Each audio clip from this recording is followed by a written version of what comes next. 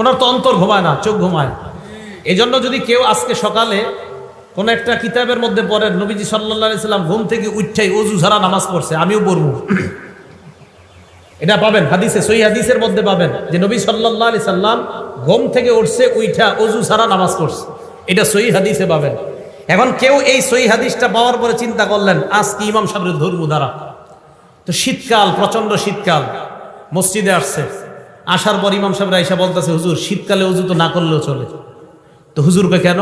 আজকে হাদিসে পাইলাম নবীজি সাল্লাল্লাহু আলাইহি সাল্লাম ঘুম থেকে উঠা, লাগবে না কিচ্ছু লাগবে না, চুপচাপ থাকেন, নবীজি সাল্লাল্লাহু আলাইহি সাল্লাম ঘুম থেকে উঠা ওযু ছাড়া নামাজ পড়ছে, তাই শীতকালে একটু ওযু না করলে কি হয়?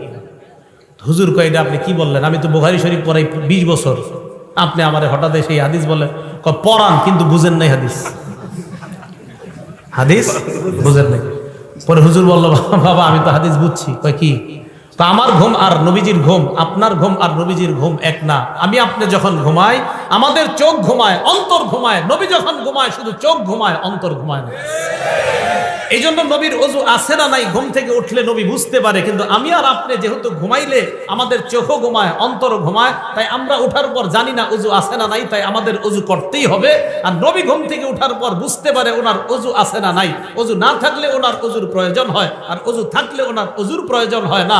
ওই মাসালা আমার আপনার জীবনে ফিট করলে হবে না। চিন্তা করছেন নি হুজুরের গিয়ে ভুল ধরতে চেয়েছিল? রাসূল আকরাম সাল্লাল্লাহু আলাইহি সাল্লাম ঘুমিয়ে আছেন, তো এক ফেরেশতা কয় উনি ঘুমায়, আরেক ফেরেশতা কয় না ওনার চোখ ঘুমায়, অন্তর ঘুমায় না। ফেরেশতারা বললেন ইদরিবু লাহু মাসালা ইন্না লিসাহিবিকুম হাযা মাসালান ফাদরিবু লাহু মাসালা। যেই নবী ঘুমায় তার একটা দৃষ্টান্ত আছে, তার দৃষ্টান্ত তোমরা বর্ণনা দাও।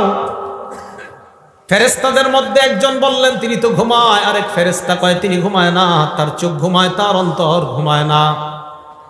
এবার তারা দৃষ্টান্তটা বর্ণনা দিয়েছেন, এই দৃষ্টান্তটা সবার মুখস্থ করা লাগবে, আপনারা মুখস্থ করবেন। আগামীকাল চা স্টলে বৈশা গীবত শেখায়ত না কইরা এই দৃষ্টান্ত একজন আরেকজনে বলবেন, পারবেন তো ইনশাআল্লাহ? দাওয়াত ও তাবলীগে যারা গাছতের আদব বলেন, এই আপনি গাছতের আদব এটা বলবেন।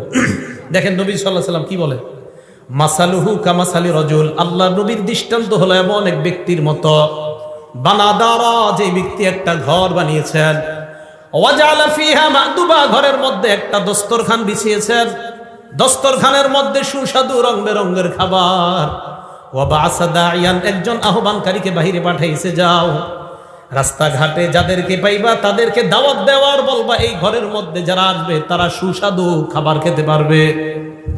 ফামান আজাবাদ দাইয়া দাখালাদ দার ওয়া আকালা মিনাল মাদুবা। তো একজন আইসা বলছে ভাইও অমুক ঘরে সুন্দর দস্তরখান আছে, আপনারা আসেন যারা যারা খাবেন। একদল তার কথা সত্য মনে করছে, করার পর ঘরে গেছে, সত্যি সত্যি দস্তরখানের সুস্বাদু খাবার খাইছে। অমাল্লাম ইউজিবিদ দাইয়া, আরেক দল তার কথার সাড়া দেয় নাই, ওয়ালাম ইয়াকুলিদ দার, ঘরের মধ্যেও ঢুকে নাই, ওয়ালাম ইয়াদখুলিদ দার, ঘরের মধ্যেও প্রবেশ করে নাই, ওয়ালাম ইয়াকুল মিনাল মাদুবা, দস্তরখানের খাবারও খায় নাই। তাহলে যিনি ঘোষণা দিছে তার কথা বিশ্বাস করার ক্ষেত্রে দুই দল, একদল বিশ্বাস করছে, ঘরে গেছে, দস্তরখানের খাবার খাইছে, আরেক দল বিশ্বাস করে নাই, ঘরেও যায় নাই, দস্তরখানের খাবারও খায় নাই। এই কথা ফেরেশতা একদল আরেক দলের সাথে বলা বলি করে, আমার নবী ঘুমায় আছে, তবে নবীর চোখ ঘুমাইতেছে, অন্তর দ্বারা সব উপলব্ধি করতেছে। এই কথা বলার পর ফেরেশতারা বললেন আউযিলুহা লাহু, এটার ব্যাখ্যা দিয়ে দাও, এই যে কথাটা বললাম এটার ব্যাখ্যা দাও। এবার ফেরেশতারা ব্যাখ্যা দিতে লাগলেন, ফাদ্দারাল জান্নাহ, ঘরের দৃষ্টান্ত হলো আল্লাহর জান্নাত, দস্তরখানের দৃষ্টান্ত হলো সুস্বাদু খাবার। জান্নাত যিনি বানিয়েছেন তিনি হলেন আল্লাহ, আল্লাহ জান্নাত বানাইলেন, দস্তরখান বিছাইলেন, একজন আহ্বানকারী পাঠাইলেন। এই আহ্বানকারী অন্য কেউ নয়, এই আহ্বানকারী হলেন যিনি ঘুমিয়ে আছেন, মুহাম্মদ সাল্লাল্লাহু আলাইহি ওয়াসাল্লাম। তাহলে মুহাম্মদ সাল্লাল্লাহু আলাইহি ওয়াসাল্লাম আমাকে আপনাকে ডাকতেছে ওই ঘরের দিকে, ওই দস্তরখানের দিকে।